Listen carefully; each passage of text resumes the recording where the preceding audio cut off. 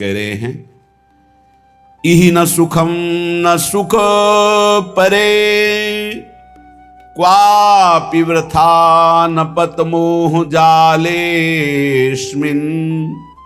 अनुदिनं परमानंदम वृंदावनम हि समाश्रयाद्यैव। हे भाई, मेरी प्रार्थना मान लो, इस संसार में कभी किसी को सुख प्राप्त नहीं हुआ। बड़े बड़े चक्रवर्ती, सम्राट, बलशाली, तपस्वी, बड़े बड़े, जब तक परमात्म चरणारविंद का अनन्य अखंड चिंतन नहीं हुआ, तब तक हमें विश्राम या सुख कहीं आज तक न प्राप्त हुआ है न होगा। जैसे मर्त लोक है, ऐसे ही सब लोक मर्त है। ब्रह्मलोक तक सब नाशवान है, थोड़ी अवधि अधिक है। आ ब्रह्म स्तंभ पर्यंतम सर्वम मायामयम जगत, सत्यम सत्यम पुनः सत्यम हरेर्नामैव केवलम। केवल प्रभु का नाम रूप लीला धाम सत्य है और सब मायाकृत है। कोई आज नष्ट होगा, कोई कल, कोई परसों, लेकिन मरना सबको है, नष्ट सब कुछ होगा। एक तू अविनाशी है, तू अपने स्वरूप को जान जा, परमात्म स्वरूप में स्थित हो जा, इसीलिए मानव देह मिली है। श्रीपाद कह रहे हैं, इहि न सुखम न सुख परे क्वापि, यहां सुख नहीं है। यहां से परे अगर स्वर्ग लोक आदि के लोकों में सोच रहे हो सुख है, तो नहीं है। सच्चिदानंद सुख के बिना हमारी प्यास नहीं बुझने वाली, क्योंकि हम सच्चिदानंद प्रभु के अंश हैं। पार्थिव माया रचित भोग विलासिता में कभी हमारी तृप्ति होगी ही नहीं। पश्चाताप, अशांति, चिंता, शोक, व्याकुलता, इसके सिवा और कुछ हाथ नहीं मिलना। देख लो, सब भोग रहे हैं। यहां से लेकर ब्रह्मलोक तक सब मायामय जगत है। इसलिए ना इहि और ना इह परे, ना इस लोक में ना परलोक में। सुख है तो प्रभु के नाम में, रूप में, लीला में, धाम में है, मान लीजिए। श्रीपाद कह रहे, न पत मोह जालेस्मिन, मत गिर इस मोह जाल में। ये अज्ञान का, विद्या का ऐसा जाल है कि बड़ों बड़ों को गिरा देता है। बड़े बड़े कौन? जिनको शास्त्र ज्ञान है, जो जानते हैं कि ये नहीं करना चाहिए, उनको भी वो भ्रष्ट कर देता है। इतना प्रबल अज्ञान है। जब तक हमको भागवतिक संग नहीं मिलेगा, तब तक इस मोह जाल से निकलना बड़ा कठिन है। भागवतिक संग प्रभु की कृपा से मिलता है। जब प्रभु दयालु, दया करके द्रवित होते हैं, तो या तो किसी साधु को उसके समीप पहुंचा देते हैं या उसको किसी साधु के समीप पहुंचा देते हैं। फिर परम मंगल प्रारंभ हो जाता है, क्योंकि अज्ञान रूपी तिमिर अंधकार का नाश करने के लिए उनके वचन रूपी सूर्य का जब प्रकाश होता है, तब उस अंधकार का नाश होकर सत्य वस्तु का अनुभव होता है। पर अज्ञानी जीव अगर भगवत कृपा से सत्संग भी मिल जाए, तो वो उसे एक मनोरंजन समझता है, उसे अपने जीवन का परम मंगल समय नहीं समझता है, महत्व नहीं देता।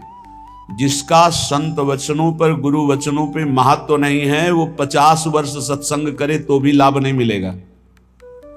और जिसका संत वचन, गुरु वचनों पर महत्व है, तो एक शब्द से कल्याण हो जाएगा। ये बड़े आश्चर्य की बात है। 50 वर्ष सत्संग सुनने पर भी परिवर्तन नहीं होता, जब श्रद्धा और विश्वास नहीं होता। भवानी शंकरो वंदे श्रद्धा विश्वास रूपिणो। जब तक हमारे अंदर ये भाव नहीं आता कि जो संत भगवान, जो गुरुदेव भगवान बोल रहे हैं, मेरे मंगल के लिए बोल रहे हैं, मुझे एक एक अक्षर वैसे ही आचरण में उतारना जैसा बोल रहे हैं, आप उतारने के लिए उत्साहित होइए, तो आपको गुरु शक्ति, संतों के द्वारा प्राप्त भागवतिक शक्ति आपको उसमें बल देगी। जो ये विषय त्याग होता है, वो गुरु कृपा से होता है। वो कृपा शक्ति कोई ऐसा नहीं कि हाथ करे और ज्योति निकल रही हो, आप पर पहुंच रही, ये तो बनावटी बात है। वो अंदर से होता है। हृदय शीतल हुआ और आपके पास पहुंच गई, और आपने विचार किया कि मैं आज से ये असत कार्य नहीं करूंगा, तो वो शक्ति आपको साथ देगी। जब छल कपट रहित होकर विश्वास, गुरु वचनों पर विश्वास, संत वचनों पर विश्वास, न पत मोह जालेस्मिन, इस अज्ञान के जाल में मत फंस, नहीं नष्ट हो जाएगा। माया बहुत प्रबल है, थोड़ी सी चूक राई के सम चलत ही होत और की ओर। राई के दाने के बराबर यदि मार्ग से थोड़ा कदम अलग हो जाए तो मार्ग बदल जाएगा। श्री ध्रुवदास जी कहते हैं कठिन है रसिक अनन्यता, ये जो रस भाव में चलना है बड़ा कठिन है। ये केवल गुरुदेव के चरण चिन्हों का दर्शन करते हुए उसी मार्ग में चले चलो तो बढ़ते जाओगे। इधर उधर देखा तो इतना लुभावनापन है कि छोड़ दोगे वो मार्ग और उस लुभावनेपन की माया की वाटिका में मनोरंजन करने लगोगे।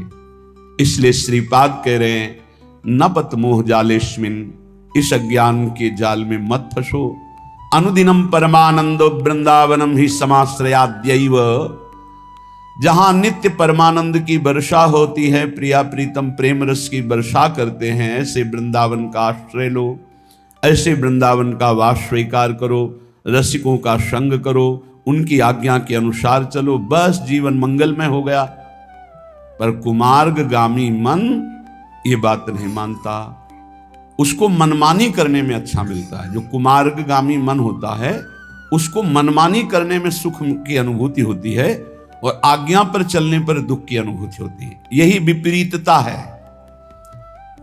ये मार्ग विपरीत बुद्धि से नहीं चला जाता, अनुकूल बुद्धि। श्री कृष्ण अनुकूलेन प्रतिकूलस्य वर्जनम प्रतिकूलस्य विसर्जनम, रोको, वर्जन करो, रोको अपने मन को प्रतिकूल जाने से, त्याग दो उन बातों को जो आज्ञा के विपरीत है, तभी आप अध्यात्म की ऊंचाई पर चढ़ सकते हैं। पर नहीं, श्रीपाद कह रहे ना पत मोह जालेस्मिन, ये अज्ञान का जाल बिछाती माया, मत फंसो।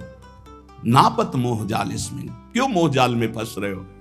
अनुदिनम परमानंदो वृंदावनम ही समाश्रयाद्यैव, तुम वृंदावन वास करते हो तो परमानंद का अनुभव करने के लिए श्री जी के हैं। आप निश्चित समझिए जहां आप परमार्थ के विरुद्ध चलेंगे अंतराय इष्ट और गुरु से हो जाएगा। अंतराय पड़ने का मतलब है असाधन, अंतराय पड़ने का मतलब है अवज्ञा, अंतराय पड़ने का मतलब है मनमानी कपट। एक शब्द भी नहीं कपट होना चाहिए।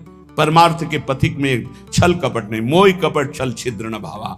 जैसे सुंदर एक बाल्टी दूध हो लेकिन उसमें एक खटाई की फांक डाल दो, फाड़ देगा, ऐसे ही एक शब्द कपट का भी गुरु प्रीति में अंतर डाल देता है, भगवत प्रीति में अंतर डाल। भगवान कहते मोहि कपट छल छिद्र न भावा, निर्मल जन मन सो मोहि पावा। अपराधी को कभी अपना अपराध स्वीकार ही नहीं होता है, वो मन स्वीकार ही नहीं, अगर स्वीकार कर ले तो ठीक हो जाए। इसलिए बहुत सावधान। देखो यहां मनोरंजन नहीं है।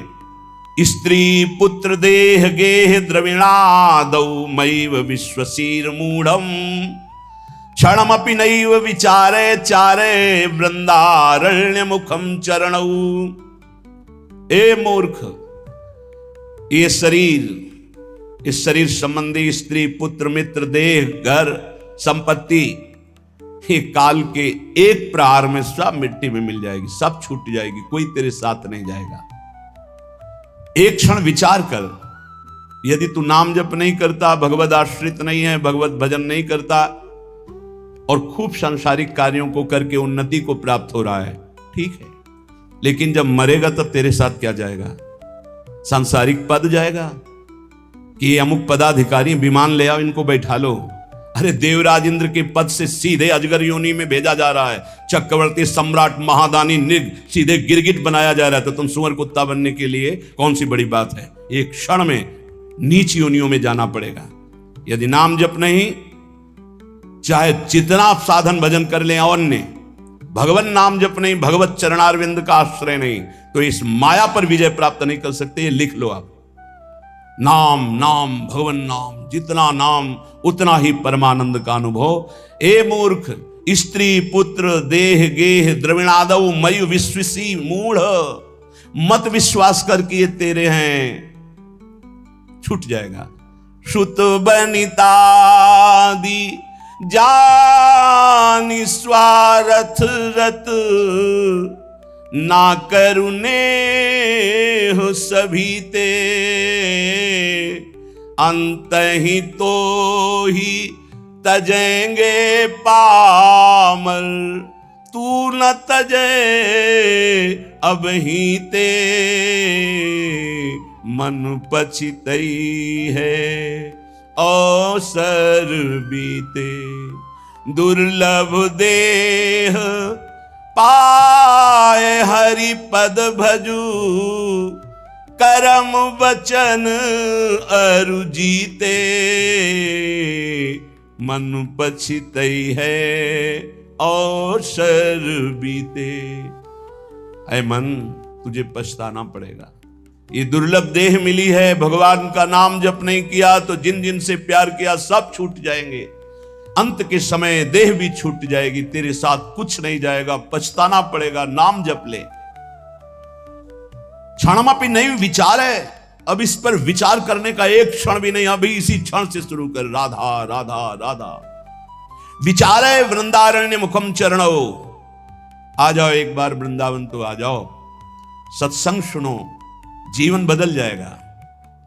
सत्संग को अपने सौभाग्य को समझो, अपने सौभाग्य समझो। सुत दाराधन लक्ष्मी पापियों के घर होए, संत समागम हरि कथा तुलसी दुर्लभ दोए।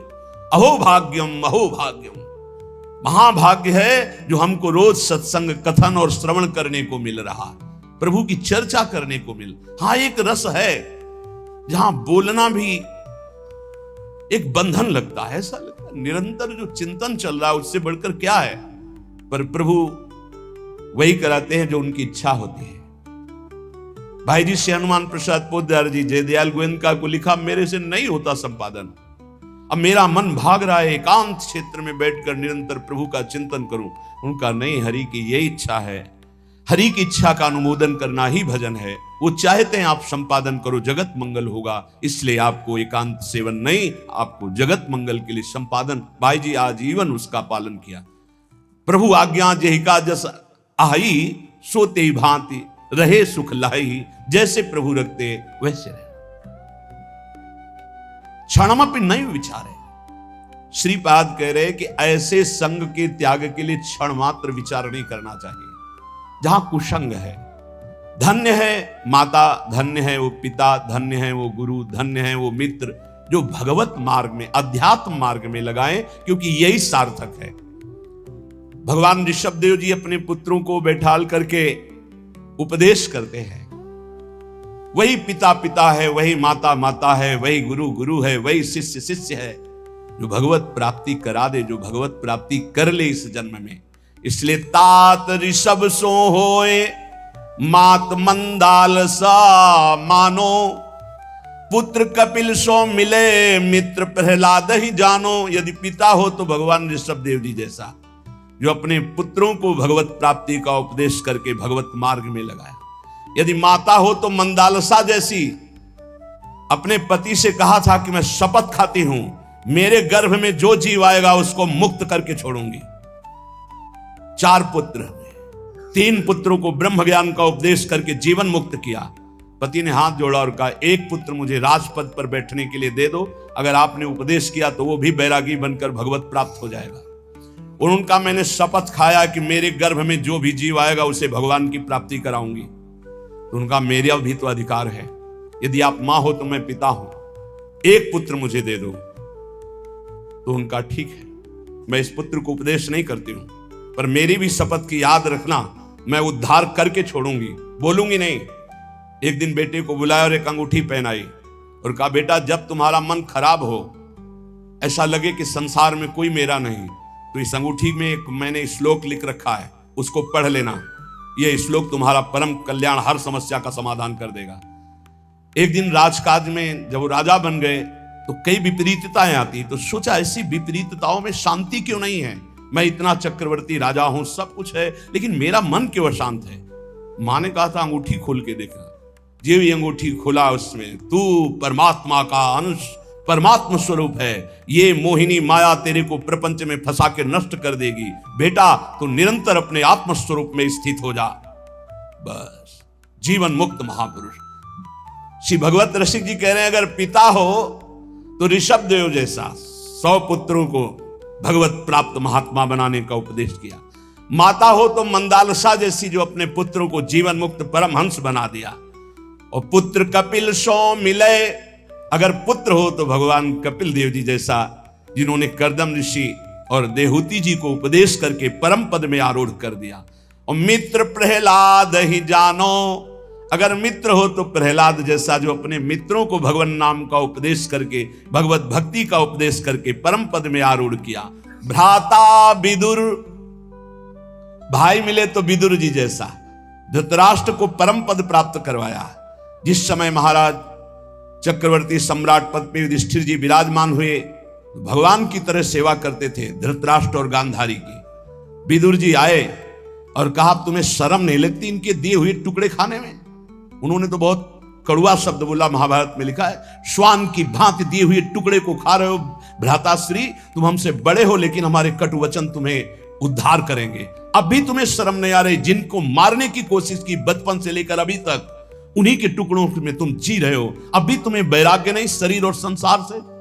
तो उनका विदुर जी से कहा, भाई मैं क्या करूं, मेरी आंखें बाहरी अंधी तो हैं, अंदर ज्ञान की भी अंधी है, और वो गांधारी भी आंख में पट्टी बांधे, मैं कहां जाऊं, कौन मेरा है, चलो मेरे साथ। और जंगल में ले जा करके ऐसा, क्योंकि साक्षात धर्मराज हैं, उपदेश किया परम धर्म का, दोनों के शरीर ज्ञानाग्नि में भस्म हो गए और परम पद को प्राप्त हुए। बोले भाई मिले तो विदुर जी जैसा, भ्राता विदुर दयालु जोशिता द्रुपद दुलारी, पत्नी मिले तो द्रौपदी जैसी, भगवान की परम आसक्त चित्त, और पांचों पांडवों को हर समय जहां विपत्ति पड़ी भगवान में आसक्त कर दिया।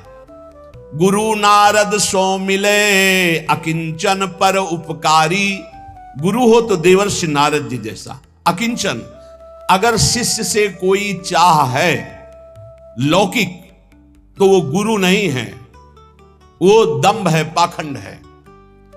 तब लग जोगी जगत गुरु, जब लग रहे निराश, जब आशा मन में भई तो जग गुरु जोगी दास।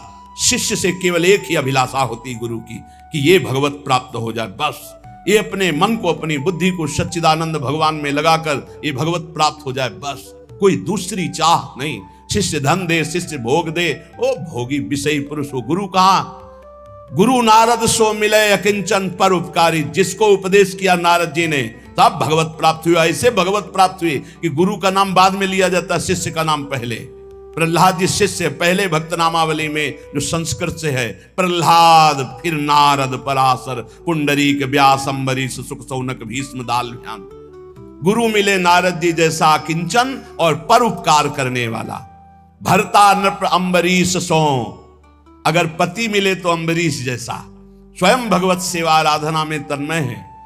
रानी जी ने देखा कि महाराज अकेले भवन में सेवा करते, ठाकुर सेवा चुपचाप करने लगी। आए, नहीं, सेवा की चोरी मत करो, तुम्हें अगर सेवा में रुचि है तो ठाकुर जी विराजमान करो, मैं व्यवस्था करता हूं।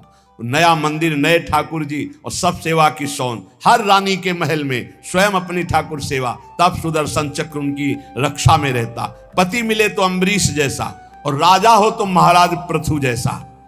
कह रहे 10,000 कान भगवान मुझे दे, संपूर्ण प्रजा में ऐलान कर दिया, सबको समय पर जो चाहिए मिलेगा, सब ठाकुर आराधना करें, भगवत गुणगान करें, नाम कीर्तन करें। ऐसे महाराज पृथु राजा पृथ्वी को अपने शासन में लेकर जब जो चाहेंगे वो तुम्हें देना होगा, बिना बोए अन्न प्रकट होगा, बिना ऋतु के फल प्रकट करना होगा। शासन में ले लिया पृथ्वी को, जब जैसा चाहते पृथ्वी वैसा ही प्रदान करती, ऐसा महाराज पृथु के शासन में था। भगवत भवनिधि उधरे चिदानंद रस में झिले, यदि ऐसे माता पिता भाई मित्र गुरु पत्नी पति ऐसे मिले तो चिदानंद रस में झिले, नहीं तो ये मायाकृत फंसाने वाली वृत्तियों से एक क्षण विचार मत कर, अपने को बचा ले, प्रभु के नाम चिंतन में, रूप चिंतन में, लीला चिंतन में लगा ले। जप तप तीर्थ दान व्रत जोग यज्ञ आचार, भगवत भक्ति अनन्य बिनु जीव भ्रमत संसार। ध्यान से सुन लो, प्रश्नकर्ता जन प्रश्न करते रहते, मैं ये दान करता हूं, मैं तीर्थ यातन करता हूं, मेरा अगला जन्म होगा कि नहीं होगा? तो सुन लो, मंत्रानुष्ठान नियत समय वाला, भाई 4 घंटे मंत्रानुष्ठान कर लिया, 20 घंटे खाली है, 20 घंटे में जब आप मरोगे तो जो चिंतन होगा वही गति प्राप्त होगी। ये 4 घंटे का भजन आपको अगले जन्म में उत्थान करेगा लेकिन भगवत प्राप्ति नहीं। तपस्या, तीर्थयाटन, दान, व्रत, योग, यज्ञ, आचरण, जितेंद्रियता तक ये जन्म मरण चक्र को नहीं रोक सकती। जन्म मरण चक्र को रोकती भगवत भक्ति अनन्य बिनु। अगर आपके पास अनन्य भजन नहीं है, अनन्य आश्रय नहीं, तो जन्म मरण से आप मुक्त नहीं हो सकते। भगवत भक्ति अनन्य बिनु जीव भ्रमत संसार। इष्ट धर्म मन मत मिले, रहनी गहनी स्वभाव, भगवत ऐसे भक्त सो मिलत बढ़े चित चाओ। अब भगवत रसिक जी कह रहे हैं अनन्य भक्ति आती संत संग से, लेकिन किन संतों का संग करो? जिनसे हमारा इष्ट मिलता हो, हमारा मत मिलता हो, रहनी आचार मिलता हो, स्वभाव मिलता हो, उन्हीं से बैठ करके भगवत चर्चा करनी चाहिए अपने इष्ट धर्म की। नहीं तो मौन होकर एकांत भजन करना चाहिए। इसी को ध्रुवदास जी ने लिखा है, इष्ट मिले और मन मिले, मिले भजन रस रीति, तहा निसंग को है मिलिए, तासों की जय प्रीति। एक संत भगवान आए थे, वो लपेट में लेना चाहते थे नाम रूप को मिथ्या कह के। एकदम जैसे सामने वाला बलवान योद्धा होता है तो जो उसे परास्त करना चाहता है, जितने दांव आते तुरंत मारता है। वो यही उसकी कमजोरी होती है। वो तुरंत दांव पे दांव मारता जाएगा तो जान लेना कमजोर आदमी है। उसको यह नहीं कहा जाता बहुत प्रवीण योद्धा है, नहीं। प्रवीण योद्धा गंभीर होता है। पहले सामने वाले के वार, जितने वार हैं उनको काटता रहता है। जब देख निकलता है कि अब ये वार चलाने लायक नहीं रहा, तब अपना अमोघ बाण संधान करता है। ये पहचान होती है। कमजोर आदमी अपने फटाफट जितना कुछ है वो एकदम उगल देगा। वो एकदम खंडन करने आए थे नाम रूप का, क्योंकि जानते हैं नाम रूप की ही जय जयकार हो रही। एकदम एकदम बस सर्राटे से शुरू हुई और रुको रुको।